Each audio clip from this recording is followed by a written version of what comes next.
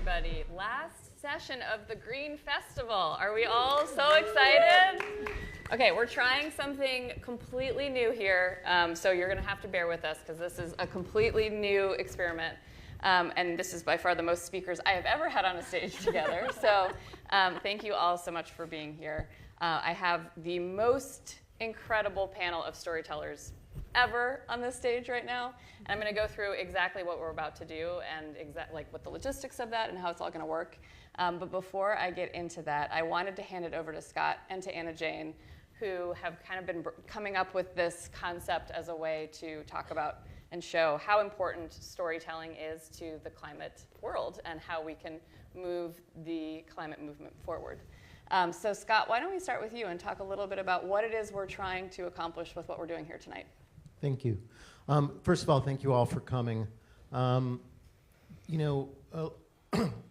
20 years ago, I had the good fortune of being one of the producers on An Inconvenient Truth. And when the movie came out and we had a fair amount of recognition and won an Oscar and all sorts of great things happened, actually won 2 Oscars. Davis Guggenheim, the director, and I went and had a conversation, and I said, well, what do we do next? Because obviously that's solved. So we realized that that wasn't solved, and I started thinking about why didn't that work? Because the movie seemed so obvious and compelling to us, and then we realized we are people who love documentaries and are reached by things like facts. Other people don't have the same wiring, and that's really important to know. And I'll just give you a really quick example because there's a lot of things we want to do tonight. But years before that, I had been an oil spill volunteer in Homer, Alaska, in Seward, Alaska. But it was this whole Exxon Valdez sort of disaster, and one of the scientists up there had done a study about steam cleaning the beaches. I don't know if you all remember that, but when they did that, they killed accidentally these little sort of, microorganisms that lived on the beach. What they didn't really know at the time was those microorganisms are what told the salmon where to go. And a salmon in the Pacific Northwest, as all of you know, go back the same stream they came down usually, and so to not have that information is a tragedy. The bigger tragedy was this. The indigenous people who run their calendar, who raise their children, who do so many other things based on the salmon run, suddenly none of their myths worked. And so I can tell you the first part about the steam cleaning of the beach, or I can tell you a story about an indigenous community that was decimated by the steam cleaning of the beach. And I can tell you that the young people in that community saw a huge increase in alcoholism, and there were a lot of other problems. Now, just from the groans, I think I know as a storyteller where the power lies. And that's really what we want to get into tonight. Anna Jane. So I'm Anna Jane Joyner. Thank you especially to everyone here, to Bloomberg Green, also to Bloomberg Philanthropies, Good Energy, my nonprofit, who works with amazing writers, wouldn't exist without Bloomberg Philanthropies. So we're so grateful. I got into this because I've been working on climate my whole adult life for 2 decades, since college. And I'm also the daughter of an evangelical megachurch pastor. And I think anyone who's raised in a more intense religious setting sort of innately understands the power of story, because religion is just a set of stories that has profound impacts on the world for very good and very bad ways. And I knew growing up in the climate movement, coming from, my dad's also an author, he's written over 100 books, my brother's a filmmaker, all of my brothers and sisters are artists and musicians, and I knew that there was something missing in the climate movement, the heart piece, the emotions piece, the part that moved us not just on an intellectual level, but an emotional level. And I went through a pretty rough time around about 2016. I don't know if y'all remember what was going on during that time. But I was in a pretty dark place, and I've struggled with a lot of climate anxiety and grief. I live on the Gulf Coast of Alabama, and that was a real thing. And where I go to find meaning and courage is stories, and television and film in particular. And I knew that it was a big problem that I wasn't seeing my world reflected on screen. And I knew that if I was feeling that way, then there were many, many millions of other people who were also craving feeling seen. Feeling like our lives, are worthy of stories to be told as well. And so that is why I started Good Energy. Basically, it was both strategic, like we cannot win on climate without more and better stories. Aside from religion, Hollywood is the most powerful storytelling engine in the world. And it was also very personal. I need these stories. So that is how I got here. Thank you both. All right, so this is what we're going to do. We want to put to practice how important the power of storytelling is and show that here, and especially in Hollywood in the fictional stories or stories that you're watching, not documentaries. So what we're going to do is we have the lovely Shanna here who's going to share some science with us. We're going to ask some follow-up questions to her, get a little bit of background. And then our wonderful writers on the end here, Dorothy and Scott, are going to go off and do some pitches. We're going to do a poll to the audience so you can pick what kind of pitch you would like to see. They're going to do a couple. They're going to go in the back. They're going to write. They're going to go with Shanna so that they can, ask her any follow-up questions. And then they're going to come back and share their pitches with us, and we're going to see what we all think. While they're gone, I'm going to continue a conversation with these two lovely folks over here. And we'll talk a little bit about the power of storytelling, show some clips, show some examples, talk about it, and then they'll come back and we will end there. So that's what's going to happen. So Shanna, over to you. Why don't we start with a little bit about your story and some of the work that you're doing and why you're here with us. Thank you, Meg, and thank you for the invitation, and it's so wonderful to talk to everybody, though it's very hard to see who's there. But I have been chasing this question of how chemicals in the environment affect our health. I'm an epidemiologist, and I got focused on sperm decline after I read a paper in 1992 that said sperm count had declined 50% in 50 years. And I'm a skeptic, so I said, I don't think so. So then I spent 6 months trying to make it go away, and I could not. And then I thought, okay, maybe that's real. And if it's real, it's got to be environment. It's too fast for genetics, so it has to be environment. So then I started designing these studies to look at environment and reproductive health. And the rest followed, and I'll tell you a little bit about that journey now. But for me, it's kind of it was a mystery story. Like, why is it going down? What's happening to the world? And that led to many other mysteries, which maybe can be built into something that we're going to build together. Okay, so should I just start? Yeah, let's get right into it. Let's go. All right, so this is my cover slide. Environmental toxins are threatening our ability to reproduce. That is my thesis, and that I hope I'll convince you of if you're not already convinced.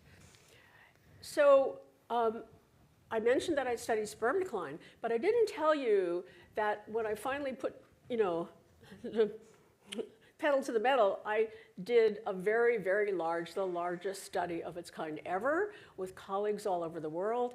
And we showed that in this very large meta-analysis that sperm count had actually declined a lot.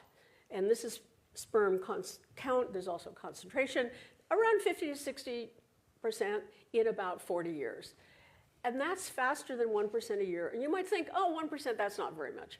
But if you think if this was IQ and you looked at a 60% drop in IQ, yeah. So when we published this, it went viral. And there were papers, referring to it all over the world, magazines, and the Newsweek cover, which really clinched it, And this was the most cited paper in the year it was published in the world. Not the most, I'm sorry, 27th most cited. close. And then we thought, well, okay, now we did that. There were some unanswered questions. One of them was, what about men who had been proven to be fertile? Well, we put those aside and didn't focus on those. And actually, I'm not going to talk about those. But then this was all about Western men. So what about the rest of the world? Asia, Africa, South America, they were not in this first study because there wasn't enough studies. So is this worldwide? And what's happened? The most critical question. What's happened? Has it gotten better? Everyone hoped. And here's the answer. The answer is that it had not only not gotten better, it's gotten a lot worse. So if you look at the studies, back to 1973, the rate of decline was around 1% per year. Studies after 2000, over 2% per year. I hope that scares you, because it's definitely getting worse. And we saw that when we did get studies from those continents that hadn't been represented, that this was a worldwide problem. So let me just stop there and have you think about that. Worldwide sperm decline is decreasing between 1% and 2%, I would say, a year. Okay, what about fertility? Sperm counts related to fertility. Well, this is a nice graph. It shows the total fertility rate. That's how many children a couple or a woman has in their lifetime. Okay? And it's a demographic thing that, demographers rely on. But if it's 2, him and her, and a little bit more because there's a little loss, 2.1, it's called replacement. So if the population is at 2.1, they're good to go. They're going to keep replacing themselves. And what I have to tell you is that today, in 2024, we are below replacement in the world. And some countries are a lot worse. South Korea, I'll show you some numbers. We're now down at 2.2, but now I just got the latest, 2024, it's actually 2.08. And South Korea is at 0.8. And the Korean government cannot pay people to have children. They tried. No financial incentives will bring this number up. So this is a really scary story, but it's not just this that's going on. So let me show you some other things. Can I click this? The 1%. Okay. So it's not just males, and it's not just semen quality. Men have other things to worry about, right? They worry a lot about the size of their genitals. They're getting smaller. That is, if the mother was exposed to certain plastics prenatally, or certain chemicals like phthalates, then her boy is more likely to be born with smaller genitals. Okay, testosterone is going down. Men care a lot about that. Women should care as well. Erectile dysfunction is going up. Women have poorer egg supply at the end of their life than they should. The quality of the eggs are going down. Miscarriage rates are going up. Uterine abnormalities are going up. And they share infertility, damaged sperm cells, and low libido. So interestingly, this is really happening at around the same rate. I call it the 1% effect, and it's continuing. Okay. And it's not just humans. Now this is really critical, because when demographers particularly talk about the decline in fertility, they say, oh, well, that's because people are waiting longer. They want to stay in the workforce. They want to make money. They choose not to have children. That's all true. But it doesn't explain the decline in fertility in wildlife species and domesticated animals. And the same trends that we're seeing in humans, we see in the wildlife and in domesticated animals. In fact, right now, over 26,000 species are in danger of extinction. And they are exposed to exactly the same chemicals we're exposed to. So these chemicals... Humans? Are we part of that 26 species that are going out? Are we one of the 26 species that are going out of extinction? We're not. We are endangered. Yeah. We're threatened, actually. Technically, we're threatened. It's a little fine line. A whole other science that we're not even going to get into. We're all about sperm. Yeah. So what chemicals am I talking about?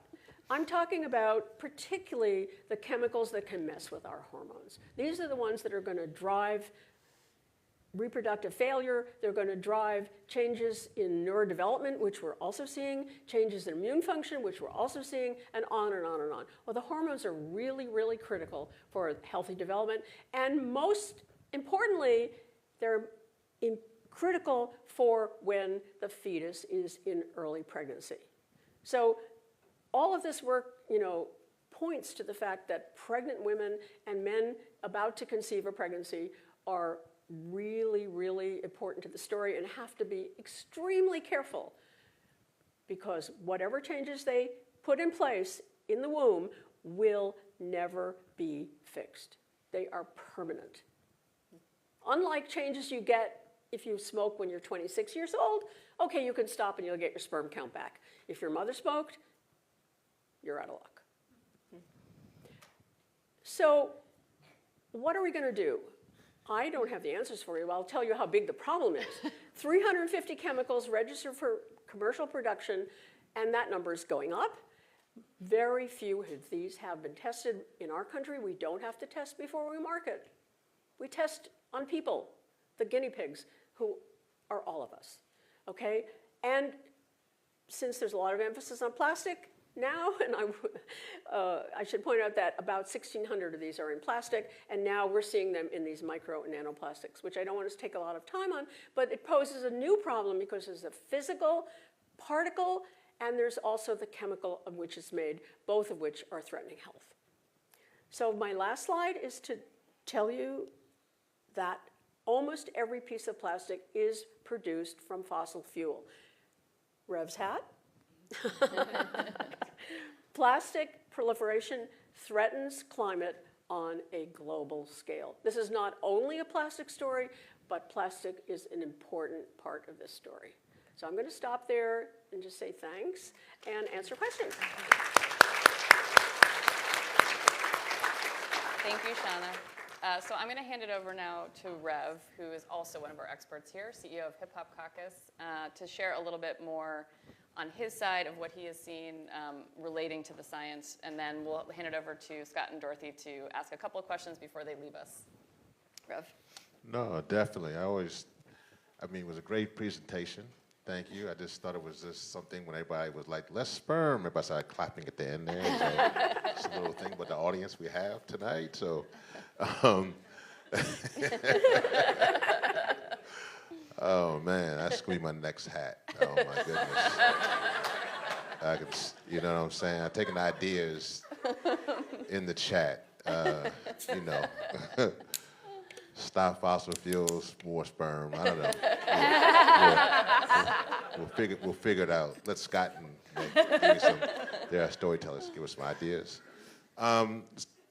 So you gotta laugh so you don't cry, right? I am from a place where there's the development of petrochemicals and plastics. Plastics are oil and gas. That is impacting our community. I want to say this, and I want to, thank you for the presentation. But the reality is that this goes to the reproductive aspect, which is critically important. The part here is that there are people who are dying before that, and that's the other part to this. So I just want to share a quick story because we're in this. One, I just want to say that the reality is that there is a villain in this story. The fossil fuel industry is a villain. They have these numbers, they have these reports, and they know what's happening to other humans, including their own humans that they take care of. And so I think that's important in this.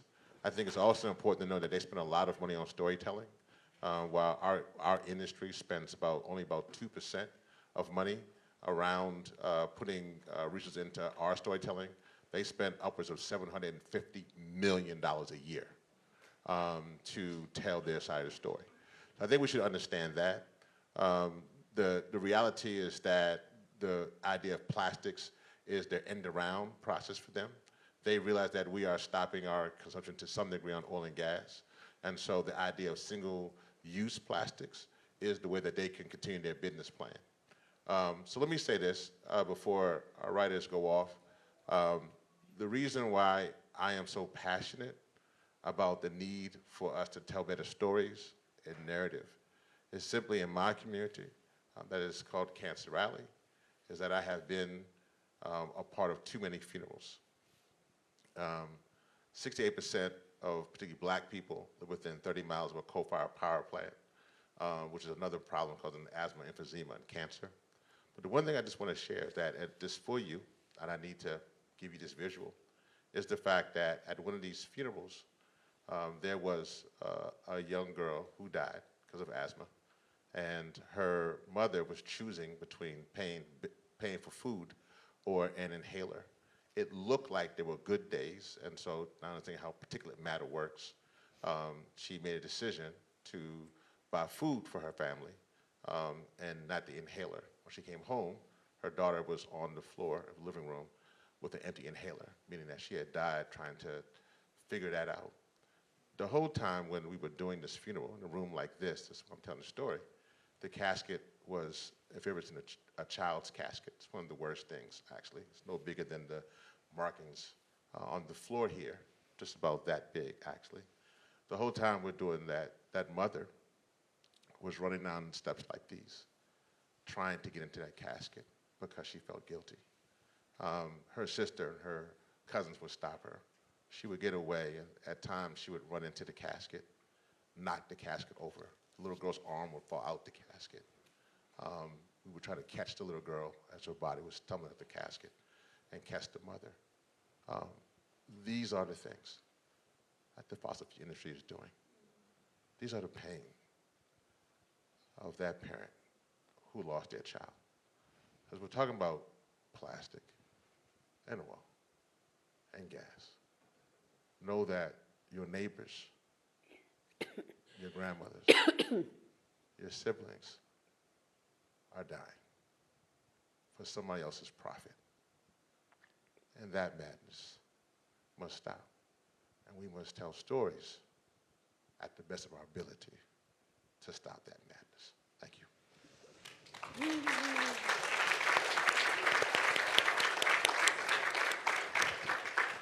Okay, I don't know how, wow, that is going to be a lot to try to fit into some stories.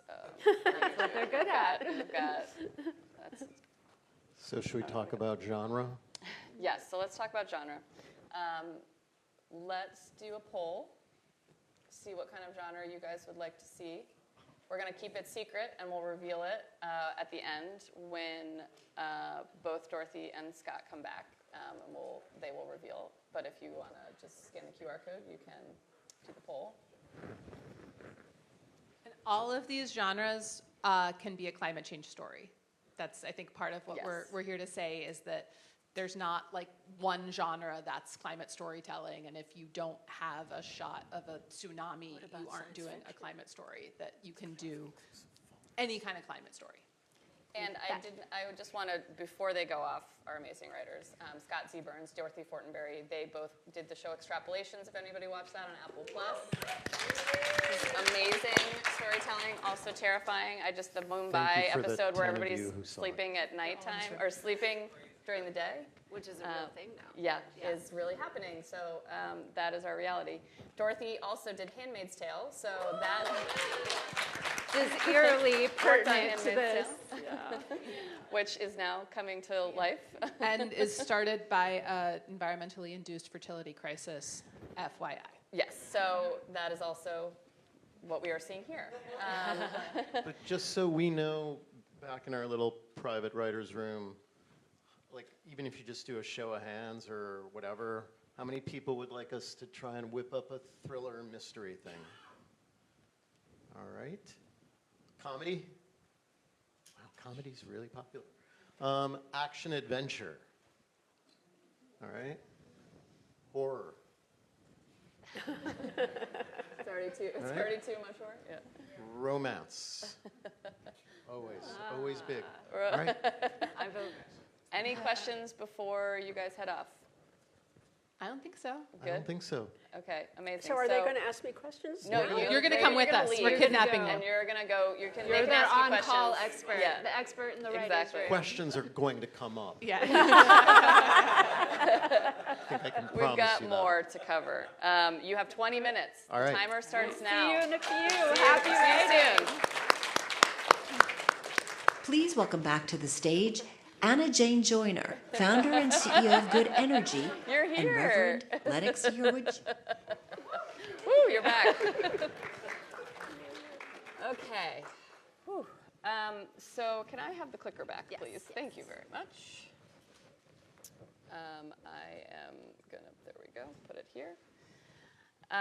Great. So we obviously heard from both of you already about why climate storytelling is so important, both extremely powerful and personal stories, which I really appreciate. Can we do, I just would like to go into it a little bit more and really talk about the power of climate storytelling. So Rev, one of the things you shared, which I found, I mean, that story was unbelievable. As a person with asthma, it's absolutely heartbreaking. But what you really highlighted is how the fossil fuel industry is really using climate storytelling in the opposite direction. Can you share just a little bit more about how we need to kind of utilize it as a tool that we are using in the climate movement against them rather than them using it against us? Yeah, no, most definitely. So the first thing I think, I've been in the climate movement now for over 20 years. I came into this space through Hurricane Katrina. I was in Washington, D.C., and there's nothing worse than seeing your city and your home be impacted by a hurricane, and then you're looking at landmarks and like, hey, if that's underwater, then that's not a good thing. And then the after effect of that, seeing people left behind, particularly Black, brown, indigenous, young people, queer people, left behind to literally fend for themselves. So that's my kind of origin story in this. I was obviously in hip hop, had been working a lot with a lot of different folks in that genre. And so there was a connection there from the very beginning to use one's cultural expression to shape one's political experience. For me, particularly as a Black person, it was important because that has always been stories has always been used as a part of our liberation. So down by the riverside was not a story about an amazing Palestinian Jew named Jesus, but it was a story about escaping from the plantation. And so we would hide, though, the stories of freedom in either the lyrics or the plays or however we were telling the story. So the thing for me was that what was missing when I got into the climate movement, I was just almost kind of struck at how people weren't telling stories that was about liberation. They was telling stories about data and research and facts. And it seemed to have a lot of white paper energy, so to speak. And so it was, I'm sorry, I ain't trying to offend nobody in that one, but you know. But it was one of those situations where it was just very heavy. And so at the Hip Hop Caucus, we began to work and see how we could work with communities to tell their stories. And so that was the beginning of that. And since then, we've told a number of stories that have connected the dots. So one story for me, obviously, my role, kind of the perks of being the present CEO, is that you could tell a story about your home, Louisiana, and the story particularly about how horrible that was, but also, more importantly, what could be done to move forward. So we actually did do a comedy called Ancient Mama's Heat Wave with comedians, and then a follow-up to that in Norfolk, Virginia, which was called Underwater Project, looking at the public housing and how they're most impacted. The thing I would just say before, because I'm also on the advisory board with Good Energy, which is just an amazing organization that has done some of this research. The thing I think is really important in this is the aspect that we, as a philanthropic side of our movement, doesn't understand how important it is to invest in storytelling.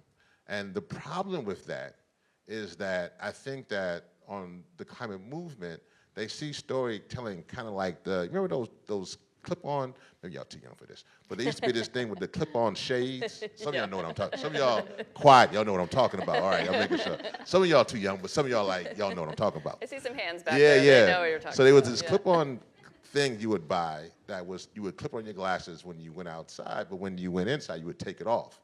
The thing that our movement doesn't understand is that they think of storytelling that way.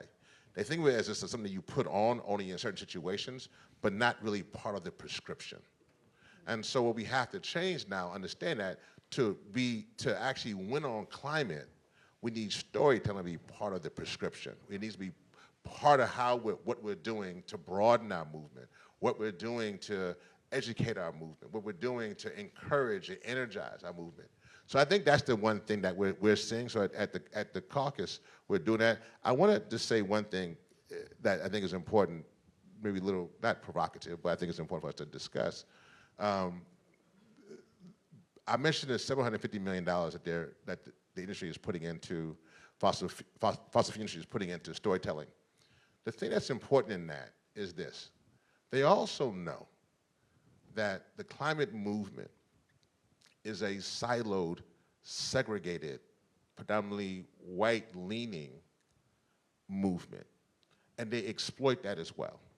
So they figure out if they're only from Sonoma County in California or in Vermont, and it's only, I like Birkenstocks, but if it's only Birkenstocks and Ben & Jerry's, then they exploit that, meaning that we're telling stories from privilege, and we're telling stories that actually we feel comfortable about, because we don't want to deal with our own issues. Because if we tell stories about racism, and we tell stories about injustice to women and queer rights, and we tell stories about literally capitalism, other aspects to that process, then that will expose our own thing. So I just want to add that as a lever to this, that we need to change not only the movement, and the movement has its own culture. Please believe that. But to win on climate through storytelling, it means that we allow storytellers that don't look like us, sound like us, come from where we are, to actually tell those stories.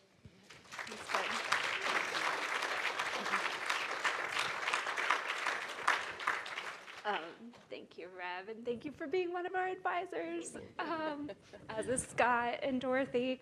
But it makes me think another one of our advisors is named Dr. Angus Fletcher, and he is a story scientist. So he studies how different story structures evoke different emotions. He has degrees in neuroscience and in literature from Yale. And he has this great quote I think about all the time, that there's this mythology that storytelling is the best form of communication, but it's actually the only form of communication. Because if you're not being given information in a compelling story, you're either attaching it to a story you already have, or you're just completely shutting it out. And that is why when you see a really gripping movie, it might change your life, but if you see a PowerPoint presentation, sometimes you need it packaged within a story. And that is why good energy exists. And that goes back to our evolution. Humans have been telling stories for over 30,000 years. It was for two reasons. One, because prior to the written word, stories are, the better the story, the more memorable it was. So the more often it would be passed on to future generations, to other people outside of your community. The second reason is because it was how we have always grappled with the inevitable, hardships and tragedies of being alive. It's how we've found courage and community, how we've made meaning. And so especially in this kind of global existential crisis, the fact that storytelling has not been a core part of the ingredient for how we solve this crisis is a really big problem. Which is why Rev and I do what we do. But just to take a little bit of a step back, how I got here, my father's an evangelical megachurch pastor. He's also a climate denier. People love the drama of that story, and some might even say it's made for TV. And that is how I ended up getting involved in this. A writer for Madam Secretary reached out to me. He wanted to tell a story about a young woman challenging her powerful evangelical father on climate change, and in his research came across a former intern of mine who was like, that's a real person, right? And because my brother is a filmmaker, I'd read a lot of scripts and I'd given notes on scripts, and I come from a family of storytellers, so I know a lot about the storytelling process and the screenwriting process, and it was just a really great creative partnership. I also knew, having worked in climate communications for I think around 15 years then, that we really needed more climate in television and film, and that we weren't seeing very much of it. So I was like, Alex, can you just put me in touch with every screenwriter that you think will talk to me, so I can get on the phone and figure out why we're not seeing more climate on screen, and what we can do to change that, what kinds of support systems that writers and executives need to be able to portray climate in compelling ways on screen. And really started with a personal campaign. That was at the end of 2018. By April 2019, Bloomberg Philanthropies and the Sierra Club came on as our first partners and funders, and we just hit 5 years in July. Yeah.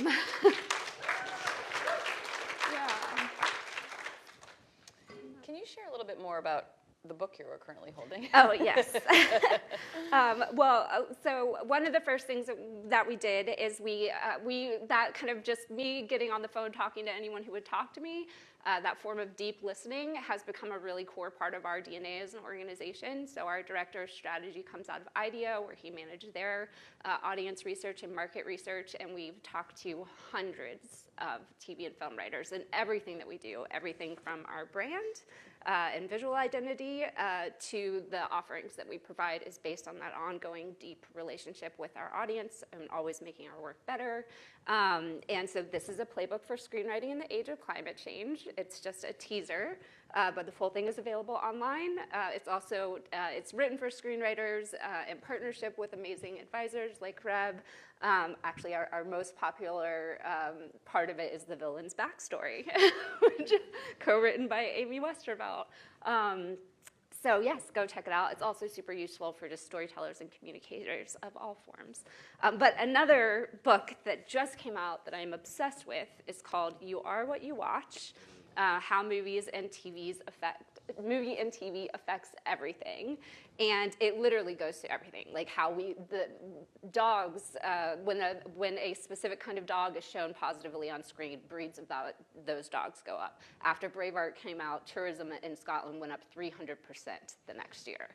Like it just has these profound impacts on our lives in both very subtle, funny ways to deeply problematic ways, like the fact that the fossil fuel industry has been in Hollywood since the inception of Hollywood. They have spent hundreds of millions of dollars creating the stories that we now all live under. They had a relationship with Disney in the 1940s where Mickey Mouse and all of the characters went on big road trips around to Standard Oil stations. They paid for an Oscar-nominated film in 1948 called Louisiana Story about a little boy and his pet raccoon that glorified the oil industry. Not a pet raccoon. Yes, a pet raccoon. And they're there today. Saudi Arabia just opened one of the biggest film funds in the world. They've been there spending much more money, much longer than we have. And actually, Dorothy said this great quote right before we were walking out. She was like, it's not that climate storytelling hasn't been around until now. It's that the fossil fuel industry is the ones telling the climate stories. Right. And that is a big problem. So anyways, this guy is a data scientist. He is a Pulitzer-winning data scientist. The entire book uses data science and research and graphs. It's incredible. It's also really entertaining. But one of my favorite things about it is the reason he became a Pulitzer-winning data scientist is because of Jeff Goldblum's character on Jurassic Park. So you just think about the movies that have changed your life. I mean, the Newsies taught me how to be an organizer way before I had language for it. So yes. Wonderful. So, Rev, we were just piggybacking on talking about the fossil fuel industry and how they have been using climate storytelling. Yeah. Can you share, you have shared a lot about your your personal story and all of the experience that you have had, but what can we do to combat that and change that? So one, I think we have to grow the movement. And so I'll talk about this more so from what we have done at Hip Hop Caucus. One of our great win stories is with the amazing singer Beyonce. And we were doing the home album, which is called Healing Mother Earth, which actually now turned 10 years. And we had amazing artists in that who were part of that. It was Neo, Common, Elvon. Actually, we have one here tonight. Hopefully, she will sing. She will sing, but that's give like a little plug on that. Antonique Smith is here, Broadway, and amazing singer, Grammy-nominated singer and actor. And so yeah, I left that part out. We've got a little performance at the very end. Yeah. So stay tuned for Stay that tuned too. for We got that. everything on this session. The thing that was important around with Beyonce is that we were doing that, and her song that we were writing for her with Malik Youssef was a song that actually was called Sandcastles, is what she thought at the time, which was the water coming in, you building up these sandcastles, and the water going out. We didn't make it on the home album, but it actually made it on Lemonade. Why that's important is that then from there, the next thing is that once we begin to even peer-to-peer, something on that level, when remember the power outages in Houston happened, her and Stevie Wonder were at something, and then she spoke out about that.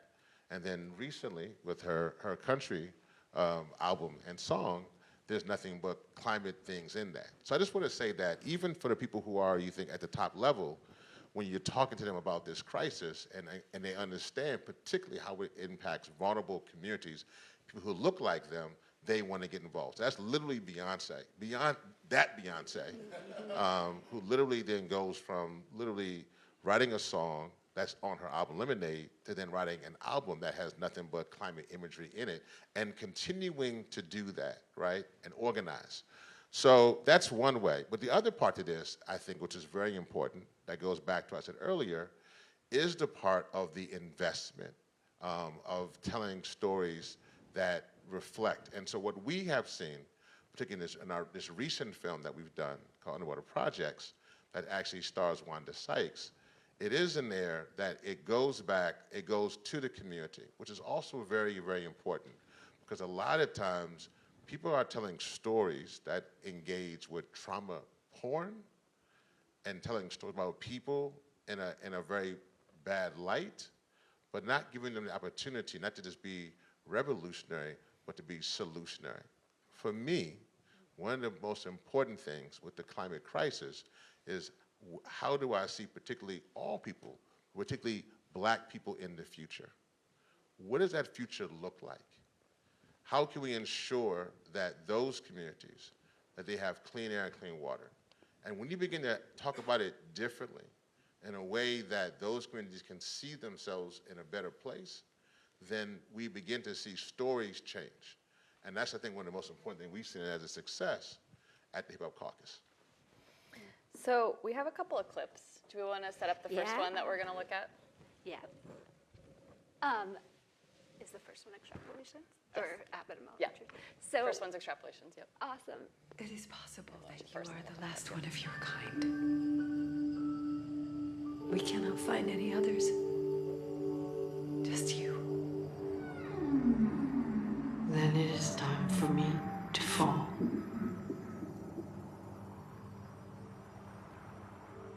You said that when you fall, it starts over. You become all that follows. You return what is taken. Yes, It is possible that one day there will be more of you. when? It will take time. More time than either you or I have. But what you have told me, what we have said to each other, that will feed more new ones.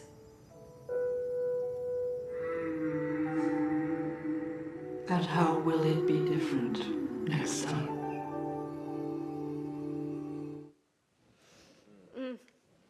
So this is from Scott and Dorothy's show, Extrapolations, on Apple TV.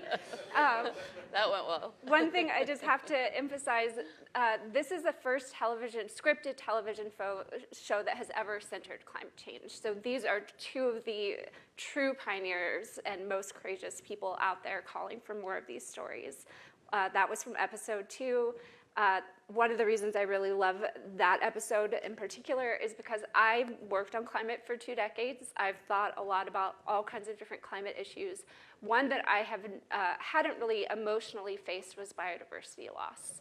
And that episode is really focused on biodiversity loss. And so it took this huge esoteric thing that I intellectually understood, and it brought it home, right? Like, I sobbed watching that episode. I'm close to tearing up now. And I think that is the great power of story, in a nutshell. So when we work with screenwriters, we support everything from whole new television shows focused on climate to when it just comes up in passing in stories that have nothing to do about climate. So I wanted to show you a clip from one of those. This is Abbott Elementary, one of the most popular shows on TV right now. So next, let's show the next clip. Yes. For career day, and you see a mural. The mural you worked so hard on with your classmates. Your legacy. Now, in your mind's eye, is that mural really the Silly Sock family? Yes. All I am saying is, you like the Silly Sock show now, but you might not even remember it in 20 years. But you told us that we're all going to be dead in 20 years from climate change. I said unless we act now. We're in school now. How are we supposed to act? Look, we are not doing the Silly Sock show, okay? So a fun background that is Quinta Brunson, who's the showrunner and star of Abbott Elementary. She intentionally put climate in her show. It was very important to her that this was a part of the world of the story, that it came up in comedic ways and all kinds of ways. So it's not, it's not a central part of the story, but it's a part of the world of the story that comes up in usually very funny ways. One other just thing to leave you with, Madam Secretary, the episode that I worked on, the first show that I worked on, has a character loosely inspired by me, challenging her powerful evangelical father. Our partners at RARE just did an impact study on that episode. So they surveyed thousands and thousands of people. So this is a statistically verifiable study. And they found that viewers were 3 times more likely to identify as a climate single-issue voter, which means that they will not vote for a candidate who does not commit to taking action on climate. 3 times more. And that was just one episode. We also did research on Scott's show with USC, and we found similar. 80% of the people we surveyed reported taking action as a result of watching the show. So these things have profound influence on shaping all of our lives in our world. All right, thank you both so much. I think we are ready to welcome back our writers, so we can bring them back in with Dr. Shanna as well. And time for the reveal. Welcome back. Yay! All right, pitch reveal time. We actually already sold it. So we'll be seeing it. Can't talk about it. Sorry. All right. All right. No one tell the guild that we did this. You want to go? Sure, yeah. I think Scott and I are just going to tag team this, so interrupt me all the time. The first genre that we heard was comedy. There were a lot of votes for comedy. So we have a comedy to pitch to you called Florida Man. And It's based off the alligator slide. Yeah. The alligators were in Florida. We meet our main character. His name is Travis, and he is a super macho bro. And he loves, working out. He loves, listening to Andrew Tate. He just loves being as masculine as possible until the devastating day when his penis does not work. And he has a tragic experience of erectile dysfunction with his girlfriend. And he tries to figure out what's going on. And it has never happened before. And he plunges into a despair. And then, learns that it's actually not his fault, that his mom was exposed to all these chemicals and plastics and phthalates when he was in the womb, and that there is somebody responsible for this, that all of the CEOs of the corporations that put the plastics and these chemicals in everything, food, clothing, water bottles, shampoo, everything, are responsible for the sad state of his junk. And he is motivated to find revenge. So he goes on a third act kind of vigilante justice spree. And because we didn't want to kill a lot of people, we had him come to his girlfriend and accept that, this bad thing had happened because of other people. And so she helps him use social media to publicly shame the CEOs of fossil fuel companies about what their sperm counts are. So that's Florida Man. That's our comedy.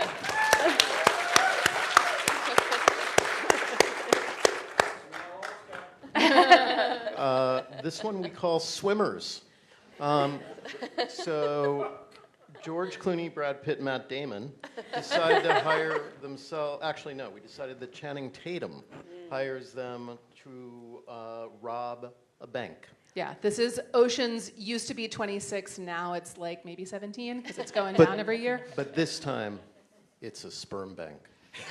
And so they go in search of a sperm bank from with samples from the 1960s where sperm was doing a lot better based on the graphs that we just saw before the whole plastification of all of us. So they steal a bunch of these samples and they're trying to get them back to Channing, but guess what? There's a heat wave. So they start to melt. And Thaw, yeah. And thaw, sorry.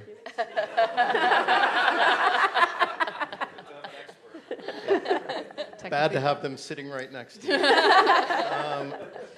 And in the end, they don't have any sperm samples for Channing, but Brad and George are able to convince Channing to adopt.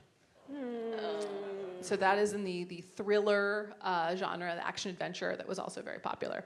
And then the last genre that we saw a lot of love for was romance. We were sort of surprised. There was a big search for romance. And we talked to Dr. Shanna backstage a little bit, and she mentioned that in Japan, due to a combination of all of these factors, including low libido, that without testosterone, people are just much less horny. Women are eschewing heterosexual marriage, they're eschewing homosexual marriage, and they are marrying themselves. So we have a romance called I Pick Me. So in I Pick Me, our protagonist, and it will look like, the kind of meet cute that we're used to seeing where, there's some kind of chance meeting in a restaurant or a store and someone spills something or, someone falls down and it's embarrassing, and by the end of the first act, me kind of hates me, not expressing much interest. Me feels like I have to do something really, really desperate to get my attention. So I buy me flowers. I write me a song. I do all sorts of things. And then? It's going okay. I introduce myself to my friends. I feel like, I can sort of see things going somewhere with me. But I get spooked, and I cheat on myself. And there's a huge fight, and it seems like things are lost. But in the last 15 minutes of the movie, I run after myself in the airport. And I find myself, and I say, I pick me. Wow.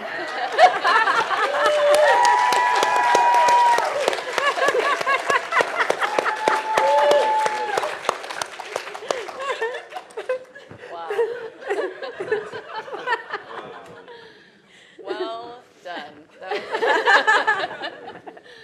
That was amazing.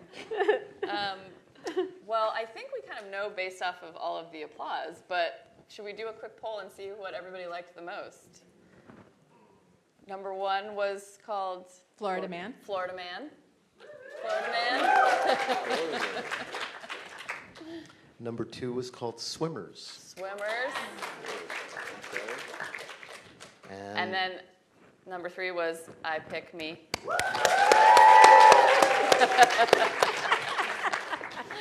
I think that and the was Oscar very goes to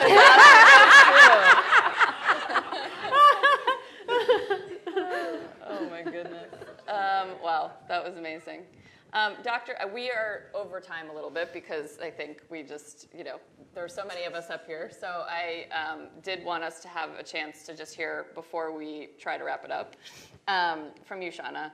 Because we did hear all of this science that is terrifying, what can we do quickly? Could you just give us like a top 4 things that we can all do right now to try to remedy the problems that you have shared with us?